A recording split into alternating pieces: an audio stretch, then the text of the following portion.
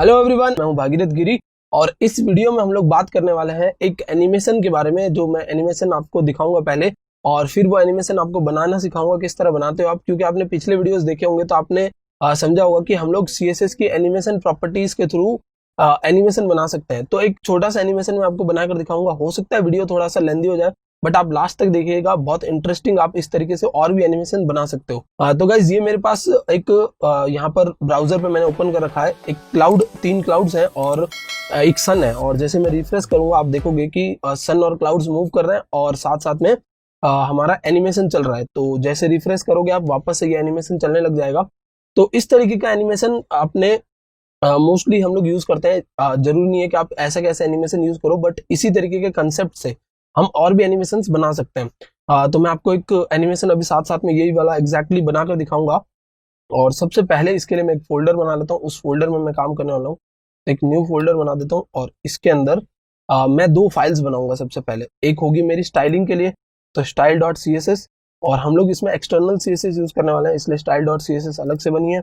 और फिर बनाऊंगा इसके अंदर मैं index.html, तो जिसके अंदर हम लोग HTML लिखेंगे, तो index.html। तो ये हो गई मेरी 2 फाइल्स। और एक क्लाउड जो मैंने बना रखा था उसकी इमेज में लेके आ जाता हूँ। तो क्लाउड की इमेज ये रही, यहाँ से इस इमेज को मैं यूज करने वाला हूँ। और अब मेरे पास सारा स्टफ आ चुका है, जो जो चीजें मुझे यूज करनी है। तो मैं यहाँ से इसको लोड कर देता हूँ मेरे टेक्स्ट एडिटर पे। तो जो दोनों फाइल्स हैं उनको हम ले लेंगे टेक्स्ट एडिटर पे, और अब इन दोनों फाइल्स में हम अपना काम शुरू करेंगे। तो सबसे पहले HTML का डॉक्यूमेंट बना देता हूँ इसको, और यहाँ पर मैं लिंक करवा देता हूँ स्टाइल शीट को।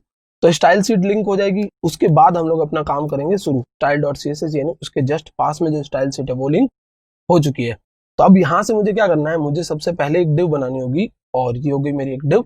इस डिव के अंदर मैं मेरा सारा काम करने वाला हूँ। तो एक जस्ट बॉर्डर के लिए मैं एक डिव बनाऊंगा, ताकि आपको दिख सके कि इसके अंदर हम अपना कंटेंट रखने वाले हैं। तो इसको मैं नाम देता हूँ एक बॉक्स, और ये एक बॉक्स होगा जो पूरी स्क्रीन पे आपको दिखेगा। और ये इसकी क्लास हो गई डॉट बॉक्स। इसको मैं विड्थ दे देता हूँ 100%।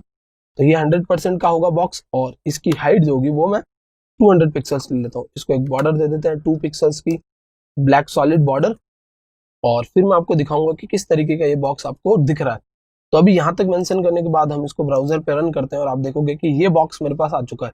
अब मैं सारी चीजें इसके अंदर ही रखने वाला हूँ।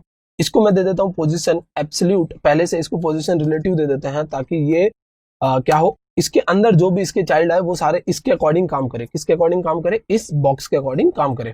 और यहाँ पर मैं एक लगा दूंगा स्टार। और स्टार से क्या होता है कि आप स्टार लगाकर लिख देते हो पैडिंग और मार्जिन 0। तो जो भी चीजें डिफॉल्ट में पैडिंग मार्जिन लेती है उन सबको आप 0 कर देते हो। जैसे आपकी बॉडी है, आपकी डिव है, या फिर आपके एंकर टैग्स हैं, हेडिंग टैग्स है, वो मार्जिन पैडिंग लेते हैं डिफॉल्ट में कुछ।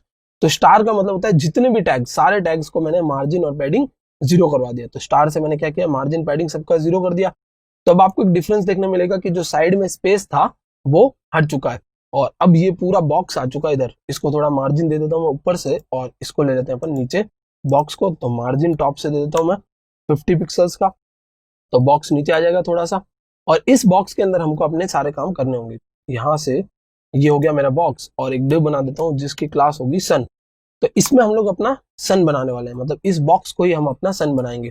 तो सन बनाने के लिए मैं इसको हाइट और विड्थ दूंगा। तो सपोज मैं 120 पिक्सल्स की हाइट दे देता हूँ, विड्थ दे देता हूँ 120 पिक्सल्स। तो ये एक स्क्वायर बन जाएगा, और इस स्क्वायर को हम लोग एक देंगे बैकग्राउंड, और RGBA से मैं इसको कलर दूंगा। तो 200, 255, 165, 0। ये ऑरेंज कलर का कॉम्बिनेशन है, तो हम देखते हैं कि ऑरेंज कलर का कॉम्बिनेशन, और पहले मैं रख देता हूँ RGBA को 1। तो गाइज ये सारी प्रॉपर्टीज जो है मैंने पिछले वीडियो में डिस्कस कर रखी है। जो सारी प्रॉपर्टीज मैं यहाँ पर यूज कर रहा हूँ, RGBA से हम लोग बैकग्राउंड का कलर दे रहे हैं। और यहाँ पर बैकग्राउंड कलर देने के बाद आपको ब्राउजर पे इसको देखना होगा कि कैसा दिख रहा है। तो आप देख सकते हो ये बॉक्स मेरे पास इस तरफ को आ गया है। अब इस बॉक्स को मुझे क्या बनाना है, एक सन बनाना है। तो बॉक्स को सन बनाने के लिए आपको सिंपली क्या करना होगा, इसको यहाँ से देना होगा बॉर्डर रेडियस। तो आप यहाँ लगाओगे बॉर्डर और रेडियस। बॉर्डर रेडियस में आप 50% करोगे, तो जो आपका स्क्वायर होगा वो एकदम से सर्कल बन जाएगा। आप देख रहे हो ये क्या अभी स्क्वायर है, अब ये सर्कल बन चुका। तो ये मेरा एज अ सन ट्रीट होगा। और अब मुझे क्या करना है, मैं थोड़ी सी इसकी हाइट भी बढ़ा देता हूँ, 250 पिक्सल्स कर देता हूँ, क्योंकि मेरे को यहाँ क्लाउड्स वगैरह भी रखना है। तो ये मेरा सन आ गया। सन को हम लोग क्या करेंगे, पोजीशन देंगे, और पोजीशन देंगे एब्सोल्यूट। अब पोजीशन एब्सोल्यूट से क्या होगा, वो अपनी जगह छोड़ देगा और किसके अकॉर्डिंग काम करेगा, अपने पेरेंट के अकॉर्डिंग। तो अब इसका पेरेंट कौन है, ये जो ब्लैक कलर वाला बॉक्स है वो है, क्योंकि उसमें लगा हुआ है पोजीशन रिलेटिव। और हम लोग इसको दे देंगे टॉप से 50%, टॉप से 50 पिक्सल्स दे देता हूँ ताकि थोड़ा सा सन नीचे आ जाए, और थोड़ा सा सन को पीछे भी रखना है। तो आप क्या करोगे, सन को पीछे रखना है तो आप लेफ्ट से दोगे इसको -10 पिक्सल्स, तो ये लेफ्ट से -10, तो थोड़ा सा सन अंदर की तरफ चला जाएगा, और थोड़ा सा इसको और ले जाता हूँ। अभी आप देख रहे हो कि ये यहाँ पर आपको ओवरफ्लो दिख रहा होगा, तो इसको आपको अगर हटाना है तो सिंपली आप क्या करो, बॉक्स में लगा दो ओवरफ्लो, और ओवरफ्लो हिडन लगा दो। इससे क्या होगा, जितना भी ओवरफ्लो हो रहा है बॉक्स के बाहर, जितनी भी चीजें जा रही है वो हाइड हो जाएगी। तो बॉक्स के बाहर जो भी चीजें जाएगी वो हाइड हो जाएगी। सन को थोड़ा सा और पीछे ले लेते हैं अपन, तो सन यहाँ से पीछे लेके 15 पिक्सल्स ले लेता हूँ, तो सन थोड़ा और पीछे आ जाएगा। अब बारी आती है क्लाउड्स की। तो क्लाउड्स बनाने के लिए मैं क्या करने वाला हूँ, मैं यहाँ पर लेने वाला हूँ इसके अंदर एक डिव, और डिव के अंदर मैं लूंगा एक इमेज टैग, और जो क्लाउड है मेरा उसका नाम क्या है मैं देख लेता हूँ। क्लाउड की जो इमेज है उसको ओपन कर लेता हूँ एक बार, तो आपको दिखेगा कि ये कुछ इस तरीके की मेरे पास इमेज है। इस इमेज को मुझे यूज करना है, तो इसका नाम कॉपी कर लेता हूँ cloud.png, और यहाँ पर src में हम लगाएंगे cloud.png, और इसकी विड्थ हम लोग 100% और हाइट 100% रखेंगे। अब 100% मैंने क्यों रखा, क्योंकि मैं ये जो बाहर वाली डिव जो है उसको देने वाला हूँ एक क्लास, और इसका नाम दूंगा cloud1, तो ये हो जाएगा cloud1। और इसके अकॉर्डिंग हम लोग सारी चीजें मैनेज करेंगे। पहले मैं आपको दिखाता हूँ कैसे दिख रहा है। ये हमारे पास क्लाउड आया है, बहुत बड़ा सा क्लाउड है, इसलिए ओवरफ्लो पीछे हाइड हो जा रहा है, बट हम लोगों को इस क्लाउड को छोटा रखना है। तो cloud1 एक क्लास बनाएंगे हम लोग यहाँ से, .cloud1, इसकी विड्थ दे देंगे 100 पिक्सल्स, और हाइट भी दे देंगे 100 पिक्सल्स। तो इससे क्या होगा, ये 100 पिक्सल्स किसको मिल जाएंगे, अंदर वाली इमेज को मिल जाएंगे। क्यों मिलेंगे, क्योंकि हमने इमेज को बोला हुआ है 100%, और ये 100 पिक्सल्स है, तो ये क्या करेगा अपने पेरेंट के अकॉर्डिंग, यानी ये जो इमेज टैग है वो हाइट और विड्थ 100% किसके अकॉर्डिंग लेगा, पेरेंट के अकॉर्डिंग, तो इसको पेरेंट के अकॉर्डिंग मिल जाएगा। और आप देख सकते हो पीछे वो क्लाउड जा चुका है। थोड़ा सा और इसको बड़ा कर देते हैं, हाइट जो है वो एज इट इज रख देता हूँ, थोड़ी सी विड्थ बड़ी कर देता हूँ मैं, तो आपको क्लाउड थोड़ा सा यहाँ से इतना स्ट्रेच दिख रहा है। अगर आपको लगता है कि हाइट इसकी छोटी है तो आप हाइट भी थोड़ी सी बढ़ा सकते हो, अपने अकॉर्डिंग एडजस्ट कर सकते हो।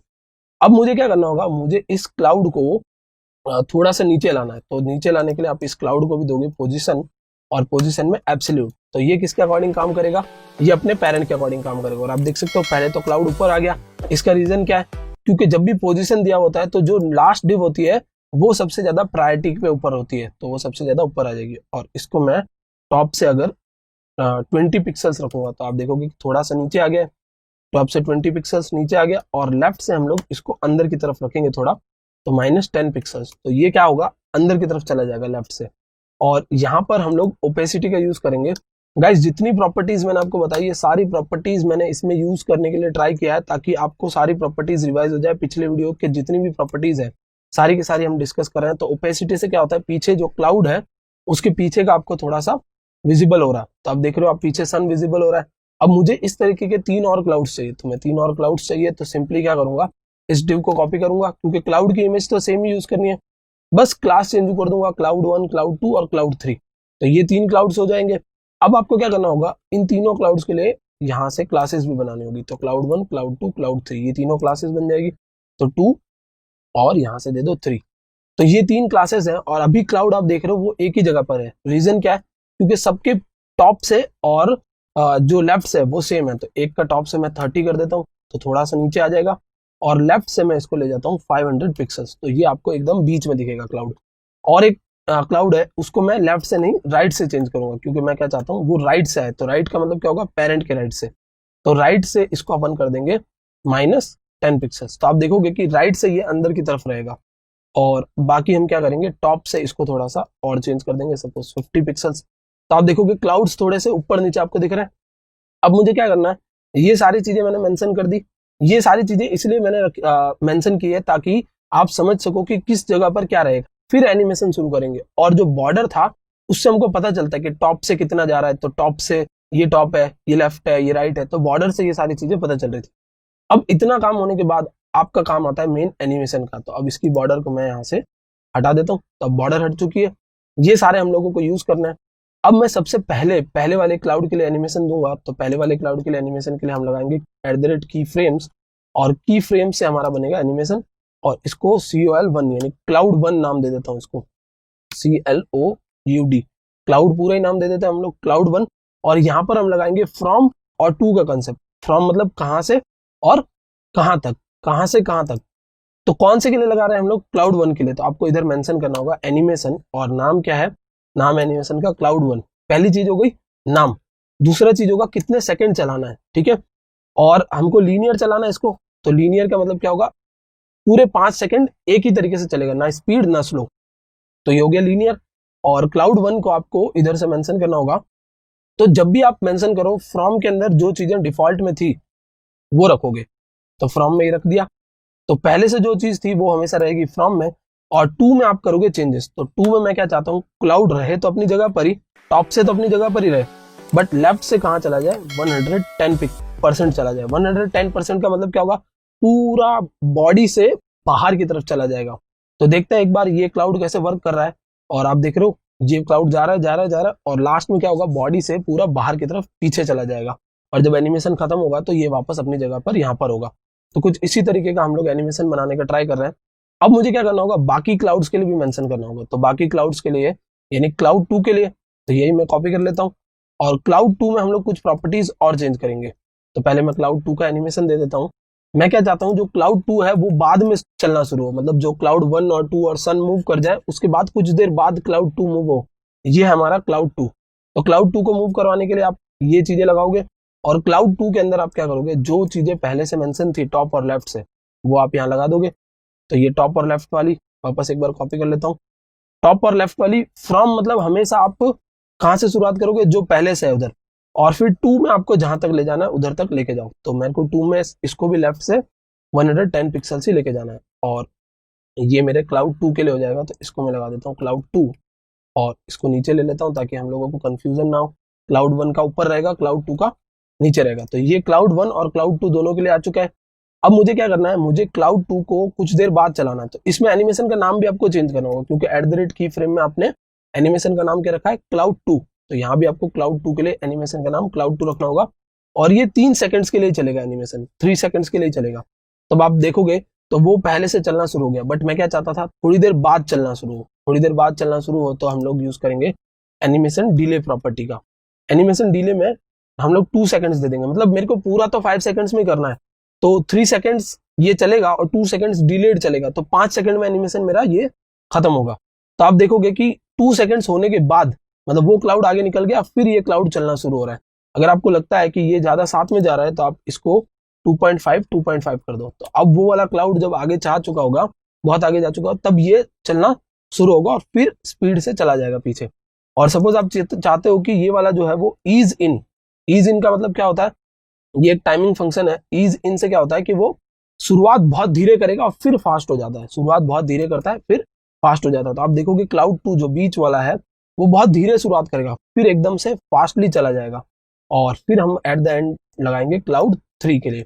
मैंने आपको कहा था कि वीडियो थोड़ा सा बड़ा हो सकता है, बट हम लोग इसमें कंसेप्ट अच्छे से समझ लेंगे। तो क्लाउड 3, और क्लाउड 3 के लिए मैं यहाँ पर एनिमेशन दूंगा सेम एज इट इज। ये हो जाएगा मेरा क्लाउड 3। और क्लाउड 3 में हम लोगों को चीजें थोड़ी सी चेंज करनी होगी। सबसे पहले मेरे को चलाना 5 ही है, और इसमें मैं लगाऊंगा ईज आउट, मतलब वो जब क्लाउड रुके ना तब धीरे से रुके। तो ये फंक्शन है ईज आउट। और इसमें आपको चेंजेस क्या करने होंगे? सबसे पहले आप फ्रॉम में क्या रखोगे? जो क्लाउड 3 के डिफॉल्ट में यानी पहले से है। तो ये हो गया क्लाउड 3 के डिफॉल्ट में जो पहले से है। अब आपको इसमें प्रॉपर्टीज राइट से चेंज करनी होगी, क्योंकि आपका ये राइट से मूव कर रहा है। तो इसमें आप क्या करोगे? इसको लगा दोगे राइट, और राइट से कितना % चाहिए हमको? तो राइट से चाहिए 110%। तो ये क्या करेगा? अपनी बॉडी से पूरा बाहर निकल जाएगा। और टॉप से अगर आप थोड़ा सा क्लाउड को ऊपर नीचे भी करवाना चाहते हो तो टॉप में भी आप चेंजेस कर दो। तो क्लाउड थोड़ा सा हल्का सा ऊपर नीचे होता हुआ ये आपको इफेक्ट दिखेगा। तो ये भी मैं चेंज कर देता हूँ। और अब देखते हैं कि तीनों क्लाउड्स कैसे मूव कर रहे हैं। तो आप देखोगे ये तीनों क्लाउड्स मूव कर रहे हैं, और जो क्लाउड 3 था वो इस तरफ को गया है, यानी सन की तरफ गया। मैं एक बार यहाँ पर लिख देता हूँ तो आपको और इजीली समझ में आएगा। तो क्लाउड 1, फिर ये हमारा 2 और ये 3। तो 1 2 3 लिखा हुआ है। तब आप देख सकते हो 1 2 3 साथ साथ में चल रहे हैं इसके। तो आपको ये ज्यादा इजीली समझ में आएगा कि 1 और 2 और 3। इसको मैं H टैग में ले लेता हूँ तो ये थोड़ा सा बड़ा दिखेगा। फिर हम लोग इसको हटा सकते हैं, एक बार जस्ट हमारे समझने के पर्पज से है, बट फिर इसको हम लोग हटा देंगे क्योंकि एनिमेशन के अंदर हम लोग को नंबर्स तो चाहिए नहीं। तो ये हो गया H2 के अंदर तीनों। और अब हम क्या करेंगे? अब हम इसको रन करेंगे। तो आप देख सकते हो 1 2 और 3 अपने अपने अकॉर्डिंग मूव कर रहे हैं। 3 जो है वो राइट की तरफ जा रहा है, वापस रिफ्रेश करता हूँ, 3 राइट की तरफ जा रहा है, 1 और 2 लेफ्ट की तरफ जा रहे हैं, और 2 थोड़ी देर बाद जा रहा है। अब ये तो बात हो गई हमारी यहाँ तक की। अब मुझे थोड़ा सा आगे इसको करना है, तो वापस इनको कर देता हूँ कमेंट। और अब मुझे काम करना है सन के लिए। तो सन के लिए आपको क्या काम करना होगा, सन के लिए भी आपको एनिमेशन देना होगा। तो सन जो है मेरा, उसके लिए एनिमेशन देता हूं मैं। यहाँ से एनिमेशन के ये कॉपी कर लेता हूँ, और सन के लिए हम लोग एनिमेशन का नाम भी सन रखेंगे। यहाँ पर रख देते हैं सन, और ये भी 5 सेकंड चलना है। और यहाँ पर क्या लगाएंगे, ईज इन आउट। तो ये क्या होगा, शुरुआत भी धीरे होगी और खत्म भी धीरे होगा। ईज इन आउट, तो शुरुआत भी धीरे, खत्म भी धीरे। और आप यहाँ पर की फ्रेम मेंशन करोगे @ की फ्रेम्स, और फिर यहाँ लिखोगे सन, और फिर आप यहाँ पर लगाओगे फ्रॉम। सन का भी आप फ्रॉम रखोगे कि सन को कहाँ से चलना शुरू करना है। तो सन का फ्रॉम में आप क्या रखोगे, जो पहले से है वो। तो ये सन का फ्रॉम हो जाएगा, और इधर से आप मेंशन कर दोगे सन का फ्रॉम। और फिर हम लिखेंगे सन का टू। तो टू मतलब कहाँ तक जाना है इसको। तो टू में मैं सन को थोड़ा ऊपर लेके आऊंगा। तो सन को थोड़ा ऊपर लाना, यानी टॉप से आपको कम करना होगा। तो टू में मैं क्या करूंगा, सन को 15% ले आऊंगा। और लेफ्ट से तो हमको वही करना है, इसको 110% भेज देना, ताकि सन पूरा अंदर चले जाए। प्लस इसमें हम लोग साथ में और भी एक चीज करेंगे कि हम सन को धीरे धीरे ब्राइट करते जाएंगे। पहले हम लोग सन को क्या करेंगे, रखेंगे 0.7%। तो सन का कलर थोड़ा सा हल्का होगा, धीरे धीरे ब्राइट हो जाएगा। तो ब्राइट होने के लिए आपको क्या करना है, पहले लिखना है फ्रॉम, सन के फ्रॉम में। तो ये सन का फ्रॉम, और फिर सन का टू। तो ब्राइट करना है आपको, तो ए को आपको धीरे धीरे बढ़ाना होगा। ए को हम लोग 7 से 9 कर देंगे, या फिर @ 1 कर देंगे। तो सन आपको धीरे धीरे ब्राइट होता हुआ दिखेगा। तो आप देखोगे कि सन जैसे जैसे वहां जाएगा, तो धीरे धीरे ब्राइट हो जाता है। वापस एक बार रिफ्रेश करता हूँ, और आपको ये इफेक्ट दिखेगा कि सन जैसे धीरे धीरे जा रहा है, वो ब्राइट हो रहा है पीछे। और तीनों की तीनों चीजें, चारों की चारों चीजें एक साथ चल रही है। क्लाउड भी जा रहे हैं, यहाँ पर भी सन भी जा रहा है, और सन जो है वो @ पीछे से मूव हो जा रहा है। सो आई होप गाइज आपको समझ में आ गया होगा कि किस तरह हम लोग ऐसे और भी अच्छे अच्छे एनिमेशंस बना सकते हैं। आप अपने माइंड के अकॉर्डिंग, अपने इमेजिनेशन के अकॉर्डिंग कैसे भी एनिमेशंस बना सकते हो using the simple animation properties. That's it for this video. Thank you so much for watching.